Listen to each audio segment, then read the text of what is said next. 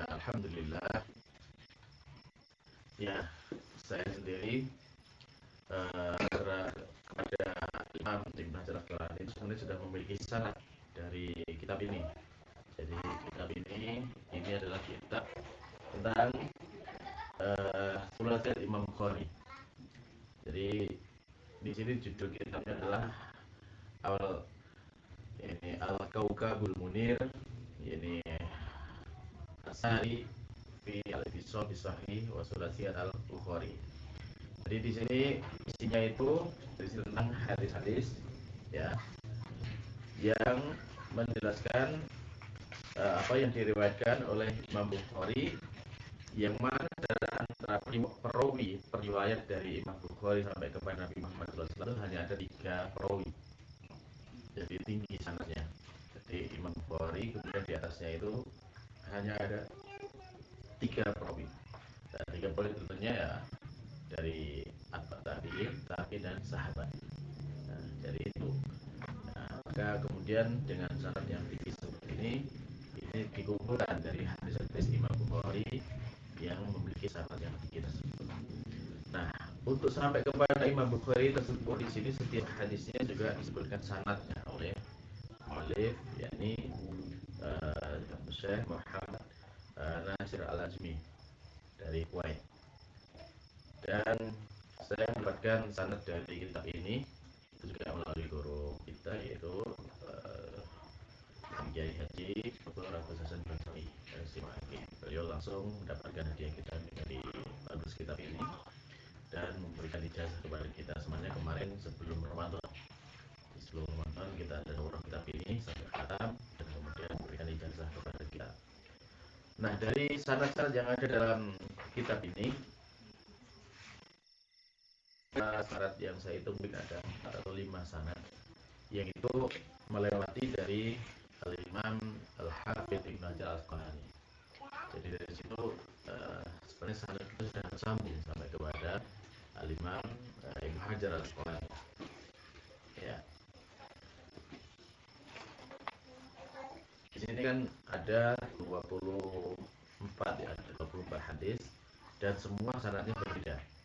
Jadi dari ini saya Nasruddin Al-Ajmi, ya saya Muhammad bin Nasir Al-Ajmi, sampai kepada Imam Bukhari itu dengan sanad yang berbeda semuanya dari masing-masing hadis ini. Nah, di antara sanad-sanad tersebut itu ada beberapa sanad yang sampai kepada atau melewati Imam Ibnu Hajar Al-Asqalani. Nah, di situ ini yang sudah saya dapatkan kemarin sebelum Ramadan sampai kepada Imam Ibnu Hajar. Nah, terus kemudian secara khusus ya sanad yang sampai kepada Imam Ibnu Hajar itu juga saya dapatkan dari sebentar ya.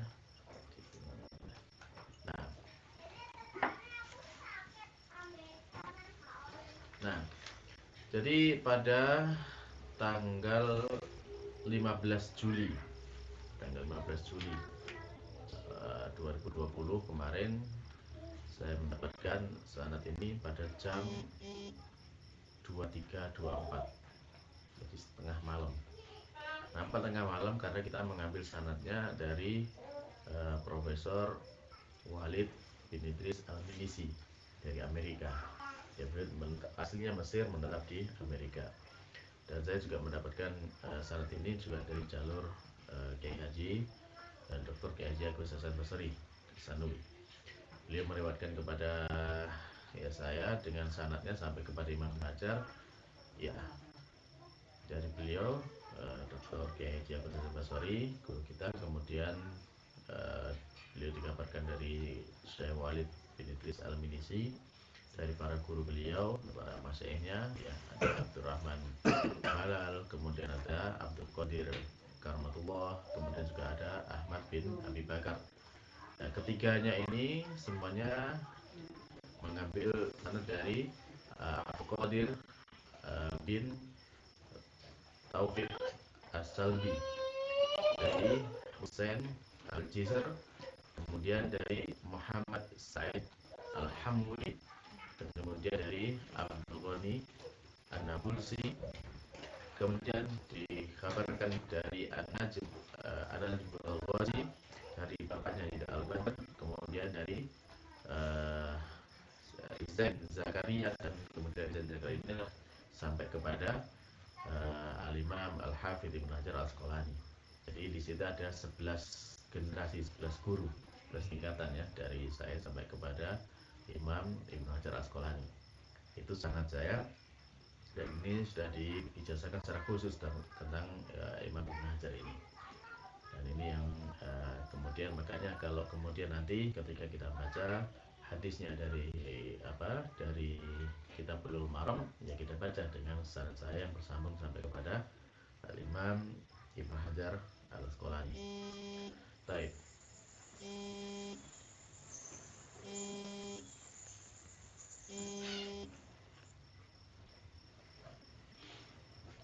Nah, nah, baik. Sekarang mengapa sih perlu sanad gitu ya? Nah, untuk itu ya, ketika kita bertanya sih apa perlunya sanad kan gitu ya. Nah, sebenarnya sanad ini termasuk kemuliaan dari agama kita. Allah Subhanahu wa taala yang memuliakan umat ini dengan sanad. Ya. Karena dengan sanad inilah kemudian agama ini ya menjadi sempurna dan menjadi mulia dan utama dengan adanya sanad tersebut.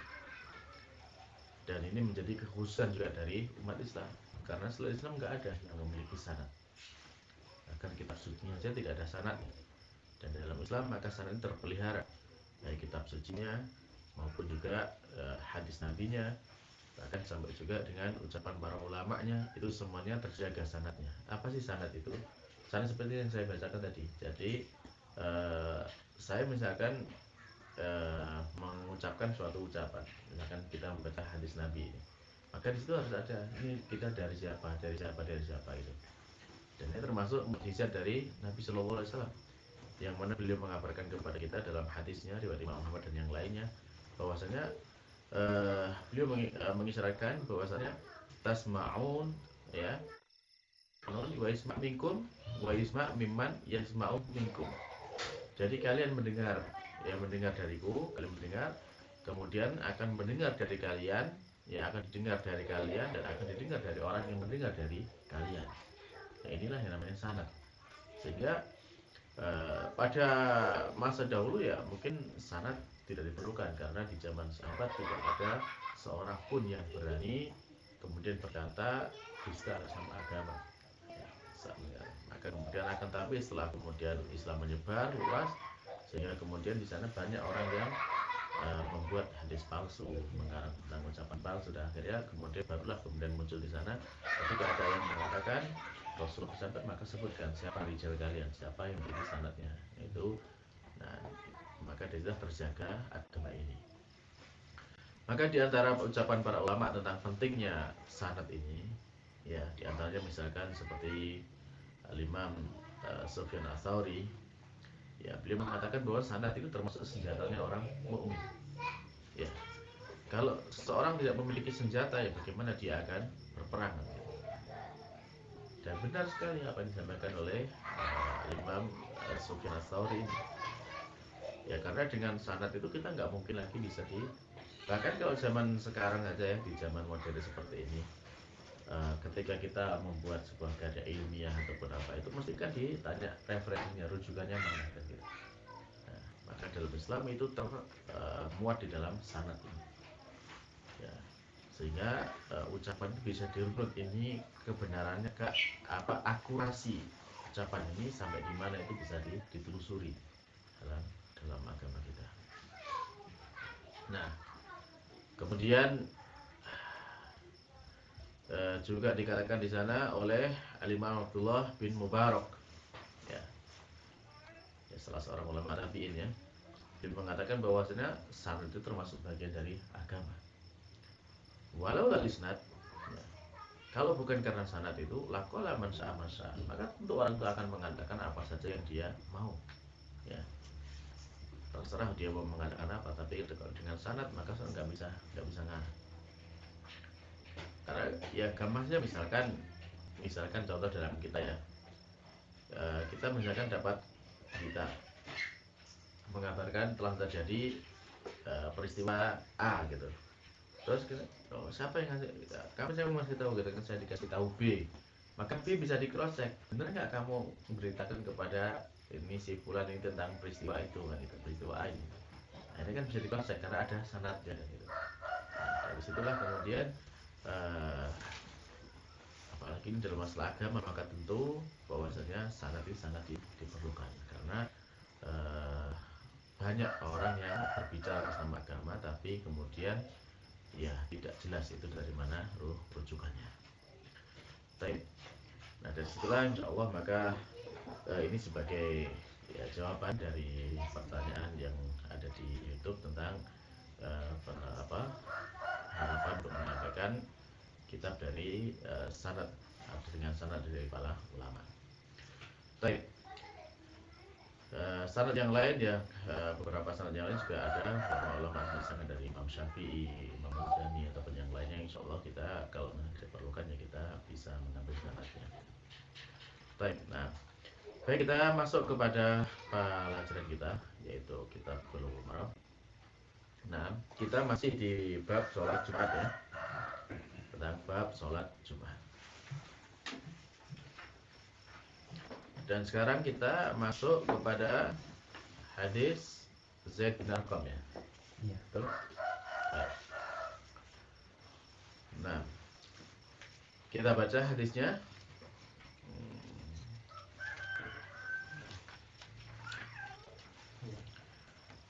Tadi silakan dibaca. Sudah ketemu?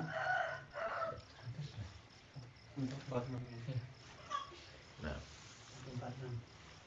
baik. Ya, bisa nanti al-mutasilillah al-mu'allif al-imam al-hafidh ibn Hajar al-Asqalani dengan sanad saya kepada Imam al-hafidh ibn Hajar al-Asqalani qala, beliau berkata wa an Zaid ibn Arqam radhiyallahu anhu qala shalla nabiyyu sallallahu alaihi wasallam al-'ida thumma rakhasa fil jumu'ati faqala man syaa an yusalliya falyusalli rawahu khamsah illa at-Tirmidzi wa sahahu Ibnu Khuzaimah. Bismillah. Dari Zaid bin Arqam ia berkata Nabi Shallallahu Alaihi Wasallam melakukan sholat hari raya, kemudian beliau memberi kemurahan dalam sholat Jumat dan bersabda, barang siapa hendak melakukan sholat, lakukanlah. Hadis riwayat Imam 5 kecuali Tirmizi dan dianggap sahih oleh Ibnu Huzaimah. Kandungan hadis 1. Boleh hanya melakukan sholat zuhur jika hari raya jatuh pada hari Jumat. 2. Sunnah imam mengingatkan hadirin mengenai hukum-hukum Islam ketika diperlukan.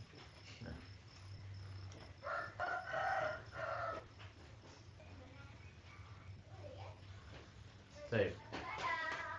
Nah, di hadis ini seperti yang kejadian kita kemarin ya, ketika sholat Idul Adha. Ya, di situ kita pas sholat hari Idul Adha kemarin pas hari Jumat. Nah, bagaimana ketika hari raya bertepatan dengan hari Jumat? Maka di dalam hadis ini sahabat Zaid bin Arqam beliau meriwayatkan dari Nabi SAW bahwasanya Nabi itu pernah sholat Id pada hari Jumat, kemudian memberikan rukhsah, memberikan keringanan pada hari Jumat tersebut. Siapa yang mau sholat, ya maksudnya siapa yang mau sholat Jumat, silakan sholat Jumat. Ya, siapa yang tidak, ya tidak masalah, tidak apa-apa sholat Jumatnya, tapi tetap sholat duhur karena sholat Jumatnya sudah diganti dengan sholat sholat Id. Nah, dari sini bisa kita pahami bahwasanya pada masa dulu itu ya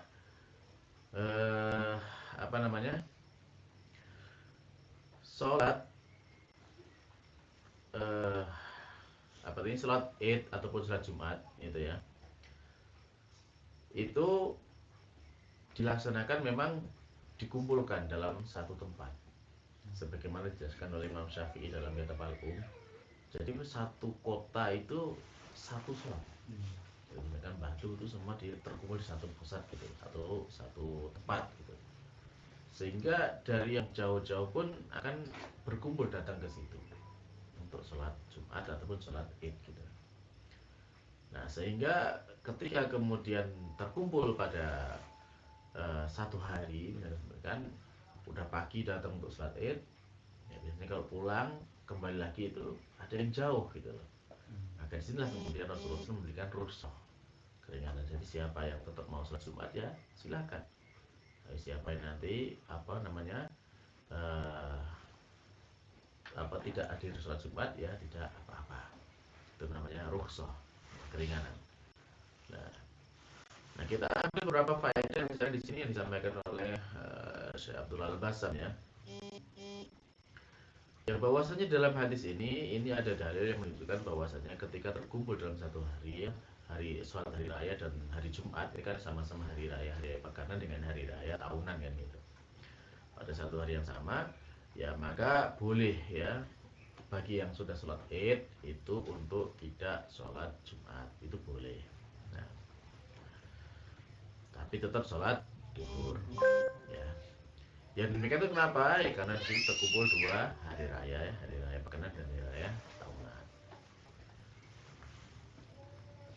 Ya di antara sebabnya kenapa kok dirasakan boleh dicukupkan hari raya sebagai pengganti hari sholat Id sebagai pengganti sholat Jumat ya karena banyak kemiripan, sama-sama ya, sama-sama 2 rakaatnya, sama-sama dibaca jaharnya kan gitu.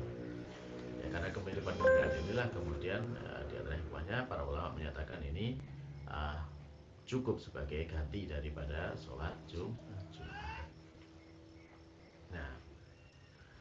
Nah, bagi yang kelewat sholat Id, ya maka dia wajib untuk sholat Jumat, gitu. Karena jangan sampai kemudian terlewat dua-duanya, dan terlewat sholat Id, terlambat, misalkan seperti itu, sholat Jumatnya nggak hadir juga, gitu. Nah, ini jadi diperbolehkan.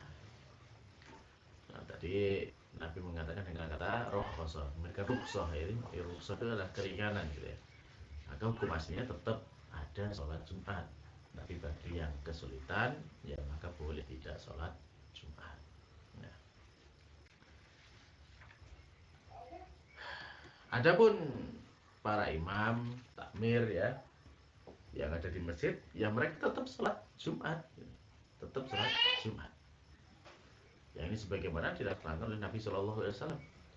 Ya, dari hadis Abu Hurairah beliau menyatakan di sana bahwasanya telah berkumpul pada suatu hari ini 2 hari raya. Ya, maka kata Nabi SAW, ya siapa yang mau ya sudah cukup ya sholat hari raya sholat Id, tidak perlu sholat Jumat bagi yang mau. Tetapi kemudian ya Nabi tetap menjalankan sholat Jumat karena sebagai takmirnya waktu itu ya, sebagai imamnya yang ada di sana di Madinah. Nah, tapi itu ya beberapa faedah bahwasanya ketika terjadi seperti kemarin gitu ya. Nah, tapi kalau kita sekarang kan istilahnya untuk sholat Id itu masing-masing kampung kan ada gitu ya. Jadi sebenarnya kalau uzur untuk meninggalkan sholat Jumat itu ya tidak terlalu diperlukan. Ya, seperti kemarin sehingga kita ketika hari Jumat sholat hari raya kemudian sholat terus dilanjutkan dengan memotong kurban ya, waktu Jumatan tetap kita Jumatan gitu. Baik, kita lanjutkan kepada hadis berikutnya. Bisa nanti al-mutasil adalah mu'alif al-imam al-hafidh Ibnu Hajar Asqalani dengan sanad saya yang tersambung sampai kepada al-imam al-hafidh Ibnu Hajar Asqalani qala, beliau berkata, wa Nabi Hurairah radhiyallahu anhu qala Rasulullah sallallahu alaihi wasallam idza shalla ahadukumul jumu'ata falyusalli ba'daha arba'an, rawahu Muslim. Dari Abu Hurairah radhiyallahu anhu, ia berkata, Rasulullah Shallallahu alaihi wasallam bersabda, apabila salah seorang di antara kamu melakukan sholat Jumat, hendaklah sholat 4 rakaat. rokaat sesudahnya. Hadis riwayat Muslim. Kandungan hadis 1. Anjuran sholat 4 rokaat bagi orang yang sholat di masjid dan 2 rokaat bagi orang yang sholat di rumah setelah sholat Jumat.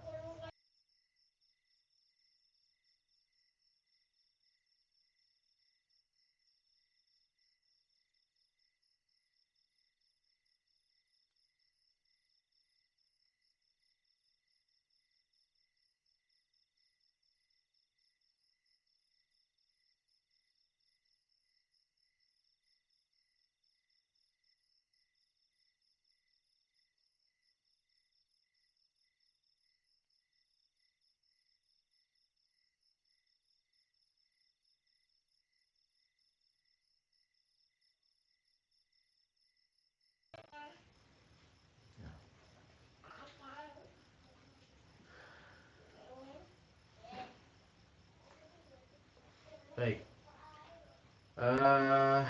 Hadis ini ya menjelaskan kepada kita tentang sholat ba'diyah Jumat. Ya, sholat ba'diyah Jumat.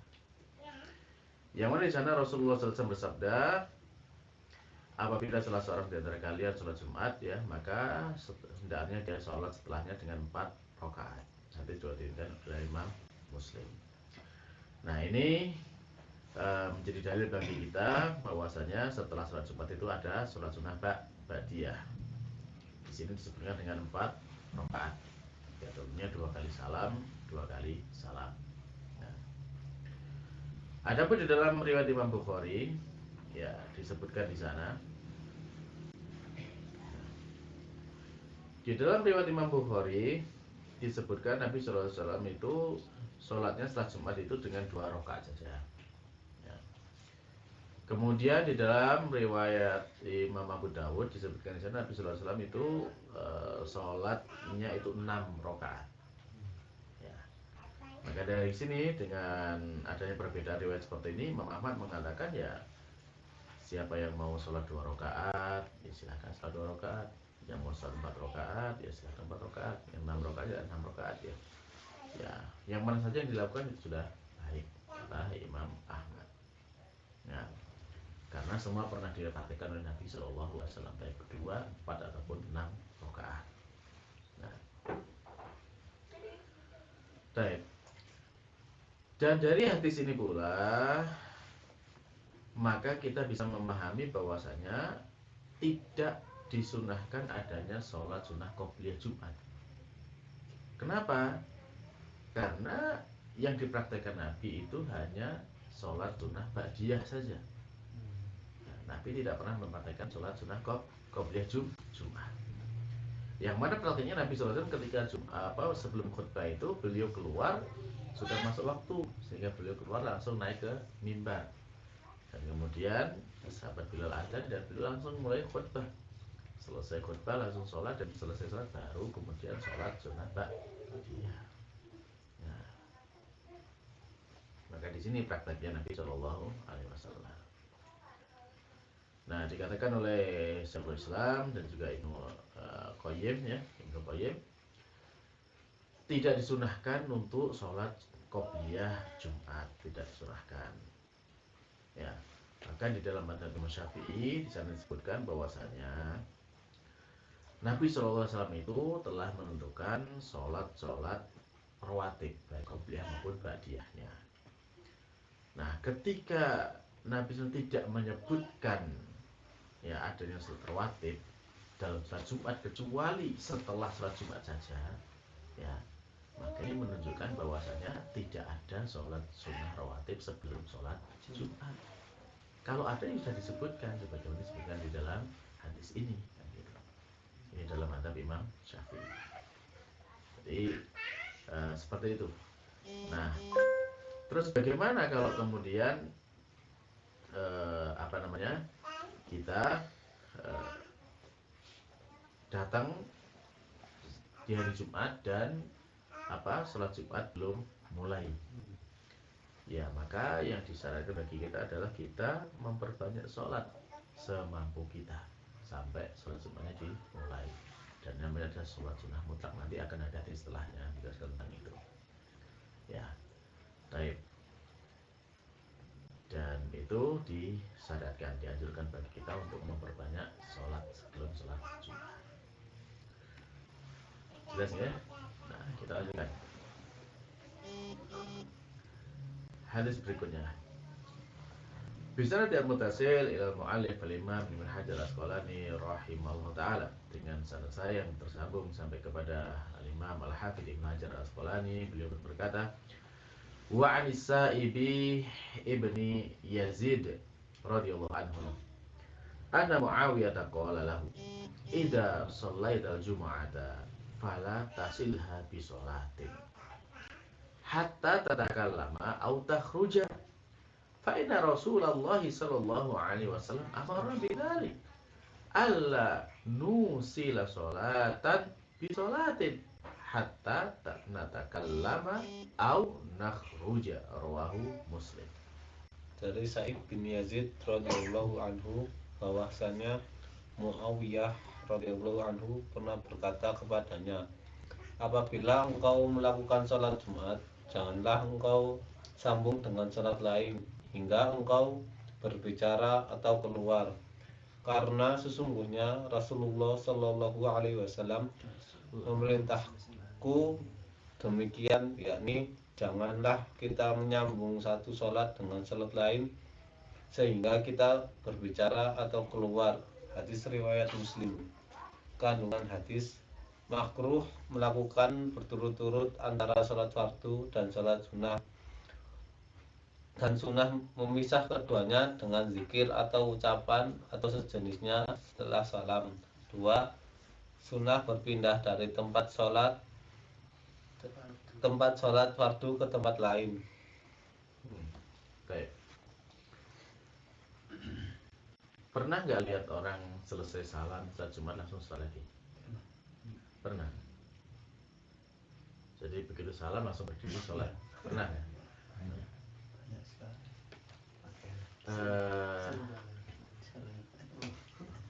Pernah nggak tahu alasannya mengapa kok langsung disambung dengan sholat? Biasanya pegawai apa itu biasanya gitu. Ya saya lihat sih malah bukan pegawai sebenarnya. Ketika habis itu masih setelah selesai sholat masih zikir gitu. Saya sebenarnya sangat pengen bertanya kepada mereka itu apa yang menjadikan motivasinya kenapa begitu selesai salam langsung berdiri lagi untuk sholat gitu. Itu karena faktor apa gitu. Nah, itu yang saya sampai sekarang belum menemukan jawabannya. Mengapa kok ada orang seperti itu gitu. Barangkali mungkin ada yang tahu. Karena di dalam riwayat Muslim ini kok dalam kitab Sahih Muslim di bab sholat Jumat ini di hadis terakhir ini jelas sekali bahwasanya Nabi melarang kan gitu. Salam langsung disambung dengan sholat sunnah itu dilarang sama Nabi. Memang belum keturutan. Saya ingin tahu apa alasannya orang-orang itu begitu salam kok langsung sholat. Coba nanti kalau misalkan ada yang itu alasannya kenapa gitu kok seperti itu gitu yang dilakukan.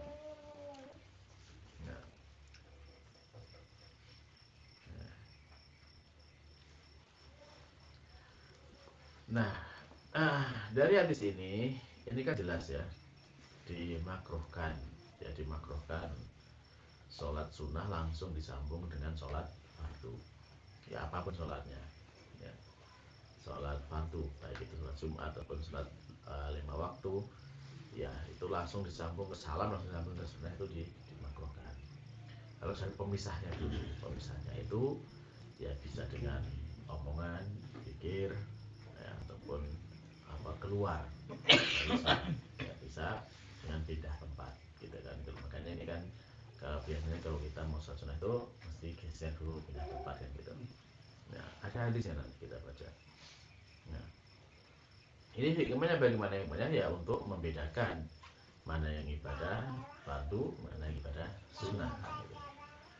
Karena ya saya khawatir ya, tapi ini saya belum pernah dapat penjelasan gitu. Saya khawatir ada pemikiran gitu, ada pemikiran bahwasanya sholat Jumat itu kan menggantikan sholat duhur gitu kan. Sholat duhur itu kan 4 gitu. Nah, sehingga ketika sholat Jumat cuma 2, ditambahin 2 supaya seperti sholat duhur. Nah, saya khawatir ada pemahaman seperti itu. Kalau pemahaman seperti itu ya tidak boleh gitu.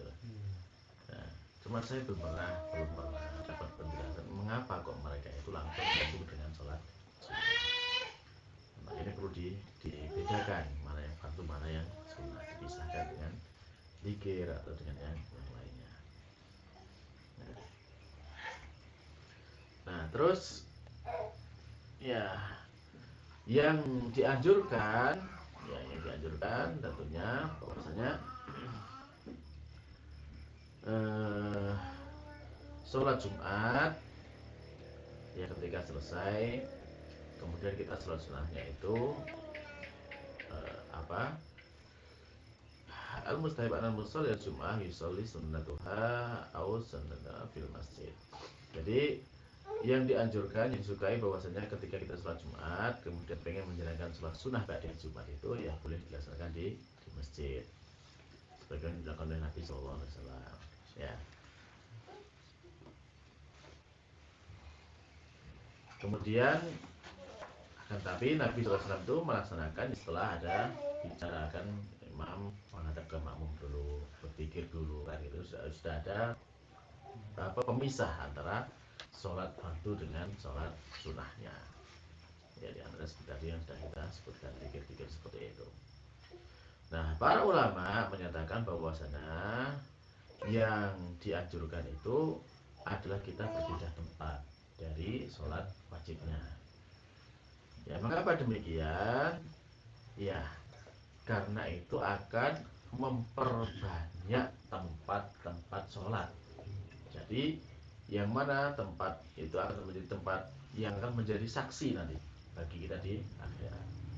Kita pernah sholat di tempat sini, di pojok sini, kita pernah sujud di sudut sini, di tempat sini. Nah, itu yang dianjurkan oleh para ulama untuk diperbanyak, untuk menjadi saksi kita nanti di akhirat. Nah, ini juga bagaimana disampaikan oleh Al-Imam Abu Dawud ya.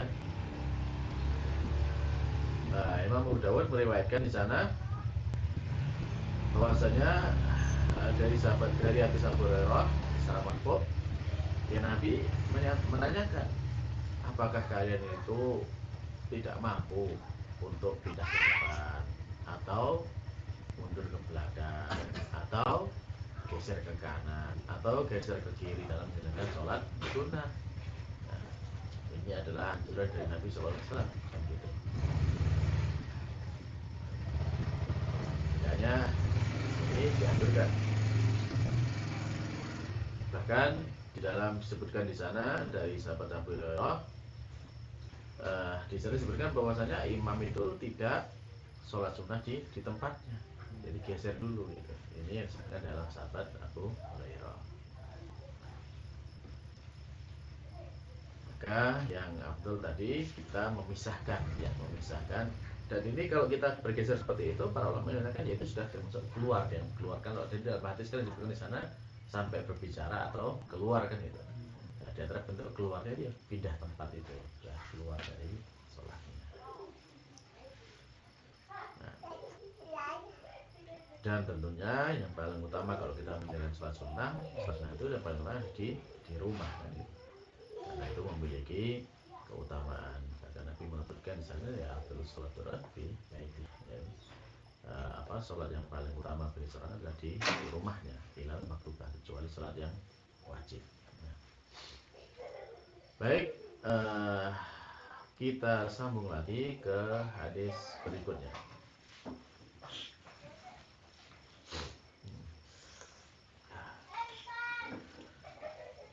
Bisa dalam mutasil ya mu'alif al-imam Ibnu Hajar Al-Asqalani qol, dengan sanad saya yang bersambung sampai kepada Al-Imam Al-Hafidz Ibnu Hajar Al-Asqalani rahimahullah taala, beliau berkata, wa an Abi Hurairah radhiyallahu anhu qala Rasulullah sallallahu alaihi wasallam, man istasala thumma atal jumu'ata fa shalla ma qaddara lahu thumma ansata hatta yafrughal imamu min khutbatihi thumma yusalli ma'ahu ghufira lahu ma bainahu wa bainal jumu'atil ukhra wa fadlu thalathati ayyam. Rawahu Muslim. Dari Abu Hurairah radhiyallahu anhu yang berkata, Rasulullah Shallallahu Alaihi Wasallam bersabda, barang siapa yang mandi kemudian mendatangi sholat Jumat lalu melakukan sholat semampunya, kemudian dia mendengarkan hingga imam selesai berkhutbah, kemudian melakukan sholat bersama imam itu, maka diampuni dosa-dosanya antara hari Jumat itu dengan Jumat berikutnya, ditambah 3 hari setelahnya. Hadis riwayat Muslim. Kandungan hadis: 1. Sunat memandi hari Jumat atas setiap orang dewasa. 2. Mandi Jumat jalan menuju ampunan dosa kecil. 3. Haram berbicara ketika khutbah dan boleh berbicara sebelum dan sesudahnya. Nah, di sini ada pahala yang besar ya, yaitu berupa apa? Berupa ampunan dari Allah Subhanahu wa taala dari satu Jumat ke Jumat berikutnya. Akan ditambah dengan 3 hari lagi, berarti selama 10 hari. Akan mendapatkan ampunan selama 10 hari. Nah, bagaimana untuk mendapatkan ampunan ini? Ya, maka di sini ya harus kita kerjakan amal-amal seperti tadi itu. Pertama mulai dari apa? Mulai dari mandi. Kemudian berangkat ke masjid. Nah, kemudian, nah ini yang tadi kita sebutkan di awal tadi, sholat ya semampu kita, sebanyak yang kita lakukan, ya sebanyak yang bisa kita lakukan. Kemudian setelah itu ketika khutbah mulai, maka diam, mendengarkan, memperhatikan khutbahnya. Ya. Kemudian saat itu sholat bersama imam, sholat Jumat kan gitu. Nah, kalau kita mengerjakan seperti ini, ya maka kita di sini akan mendapatkan pahala seperti yang kita dapat di sini, yaitu mendapatkan ampunan dari Allah Subhanahu wa taala selama 10 hari. Nah, baik, tadi disebutkan di dalam kandungan yaitu dianjurkannya untuk sholat atau mandi di hari Jumat ya. Ya, sebagaimana dulu sudah kita bahas di bab mandi, bahwasanya mandi hari Jumat hukumnya adalah sunnah ya, sangat dianjurkan ya. Pun juga di sana ada yang mewajibkan ya, tapi yang rajin insya Allah sunnah. Dan tapi bagi orang-orang yang memiliki bau badan, ya maka di sana dianjurkan untuk tetap mandi. Nah, kemudian ketika kita menunggu Jumatan itu, ketika kita datang, maka dianjurkan bagi kita untuk yang menyibukkan diri dengan memperbanyak sholat.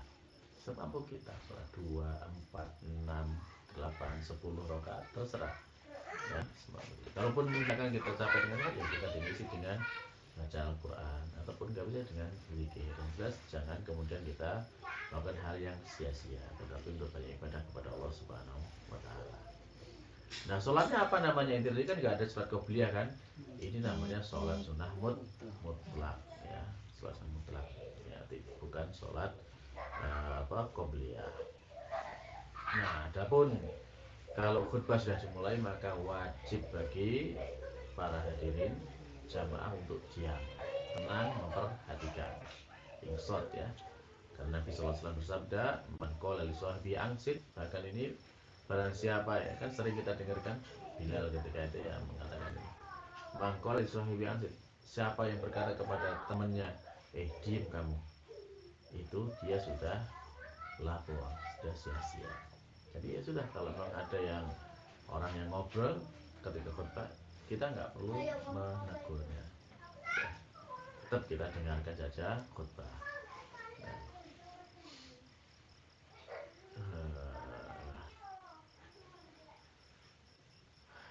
Baik. Nah, yang dimaksud dengan yang diampuni dosa-dosa di sini, ini adalah dosa-dosa kecil ya. Adapun dosa besar maka tidak terampuni, karena dosa besar itu membutuhkan yang namanya taubat dan nasuha. Dan ini termasuk umum untuk semua amal kebaikan yang di sana disebutkan dengan mengampuni dosa, misalkan seperti apa, puasa Arafah, mengampuni dosa selama 2 tahun kan, setahun yang atau seperti nanti kita sebentar lagi puasa Asyura ya, puasa Asyura. Ya puasa Asyura ini ya kalau sekarang ya, kalau tahun sekarang mengikuti kalender yang ada itu jatuhnya hari Sabtu ya.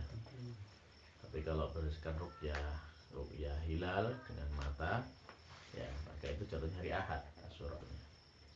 Ya amannya puasa dua-duanya kan, Tasu'a dan Asyura gitu. Mesti didapatkan itu.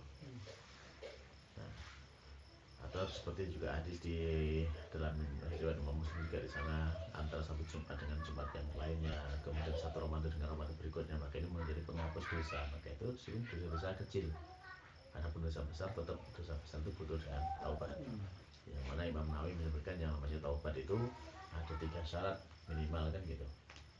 Harus menyesal mengapa dia berbuat dosa itu, kemudian harus meninggalkan dosanya, dan ketiga bertekad jangan sampai mengulangi lagi. Nah itu namanya taubat nasuha. Baik, nah mungkin ini dulu yang bisa kita baca untuk pada kesempatan malam hari ini. Yang mudah-mudahan yang sedikit ini bisa bermanfaat bagi kita semuanya. Dan di sisa waktu ya mungkin kita persilahkan bagi bapak-bapak dan ibu yang ingin bertanya. Monggo kalau ada yang mau bertanya dipersilakan.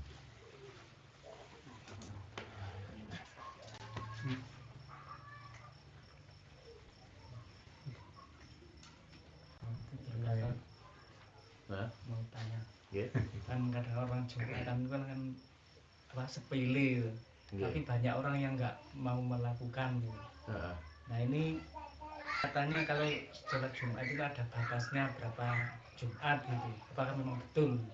Maksudnya gimana? Maksudnya misalnya gak Jumatan besok gitu kan, kemudian gak Jumatan lagi, gak Jumatan, kemudian apa memang dicap nanti kafir? Baik. Nah, ya. Jadi untuk masalah Jumatan memang ada peringatan dari Nabi Sallallahu Alaihi Wasallam tentang siapa yang sengaja tidak Jumatan, mengabaikan Jumatan tidak Jumatan itu.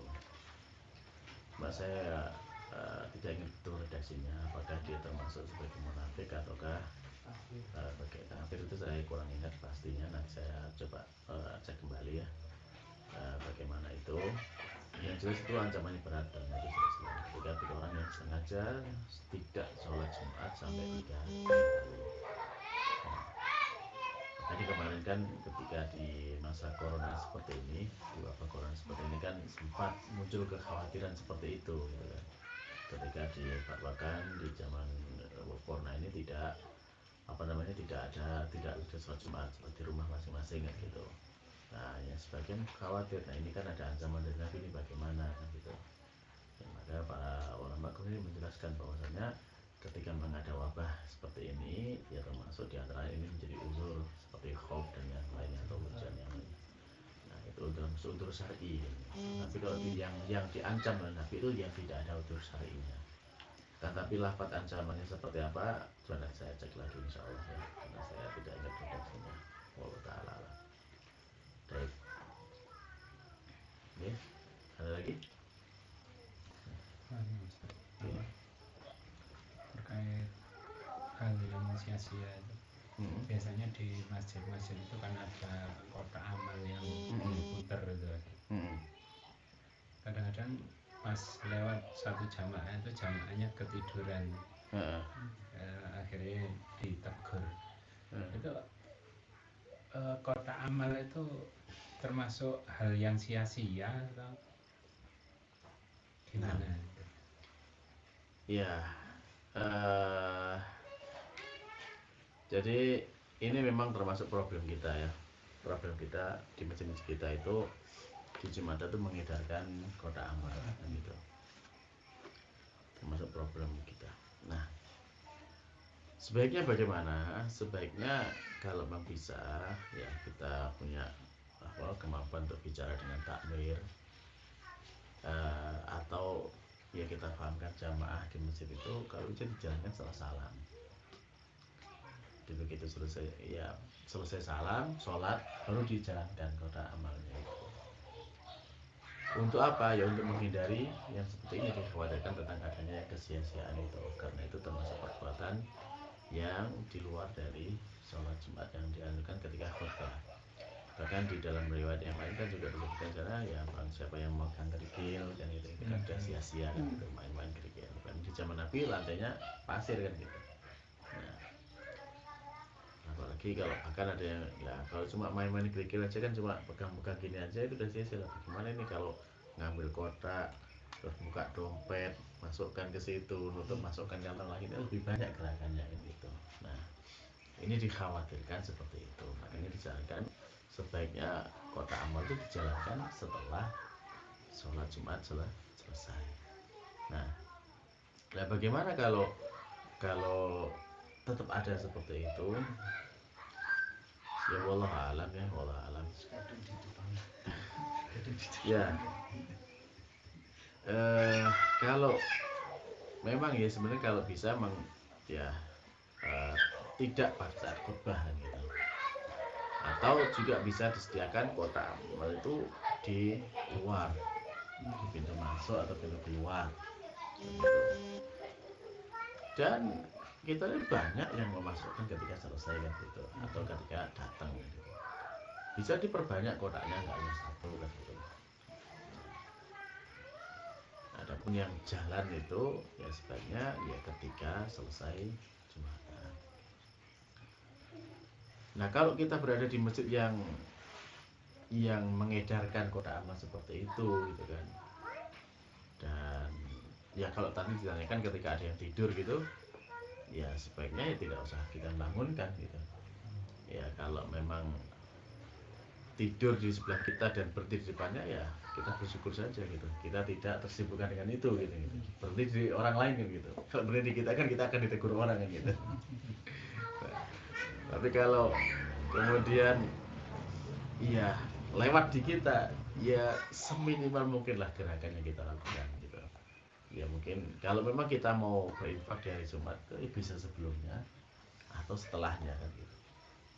Kayaknya tetap ada lah. Kalaupun sebelumnya kita datang duluan misalnya sebelum Jumatan itu kotak amal itu udah siap gitu kan. Ya tinggal kita. Ya dulu memang di awal-awal kalau di masjid kita itu kita kasih tulisan. Jadi di awal pengumuman kita umumkan secara pengumuman lisan. Karena kan memang sesuatu yang baru ya. Jadi kita kasih pengumuman secara lisan, di pengumuman itu bahwasanya kotak amal diedarkan setelah salam. Di kotak amal itu ditulisi. Ya, jangan edarkan ini apa atau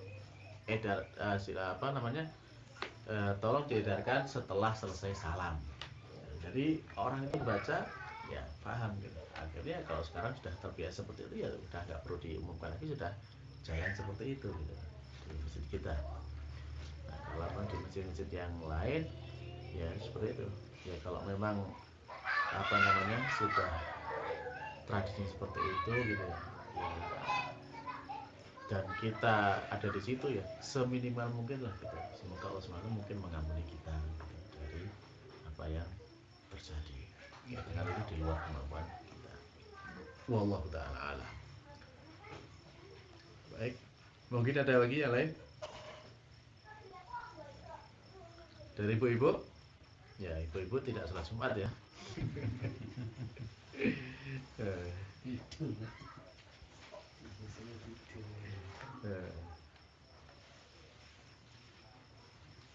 Baik, ya kalau sudah cukup ya alhamdulillah. Ya mudah-mudahan yang sedikit ini yang kita pelajari pada kesempatan malam hari ini bermanfaat dan diberi keberkahan Allah Subhanahu Wa Taala. Terima di sisinya dan menjadi simpanan yang baik bagi kita semuanya. Ya untuk menambah bekal ilmu kita di dunia dan di akhirat kelak. Dan kita berharap kepada Allah Subhanahu Wa Taala ya agar senantiasa memberikan keistiqomahan kepada kita, menjaga kita senantiasa diberikan kesehatan untuk bisa beribadah kepada Allah Subhanahu Wa Taala. Terlebih lagi di masa seperti sekarang banyak orang yang sakit dan yang lainnya. Semoga dengan itu semuanya kita tetap bisa menjalankan ibadah kepada Allah Subhanahu dengan sebaik-baiknya. Kita tutup dengan doa kafaratul majelis. Subhanakallahumma rabbana wa bihamdika asyhadu an la ilaha illa anta astaghfiruka wa atubu ilaik. Assalamualaikum warahmatullahi wabarakatuh. Waalaikumsalam.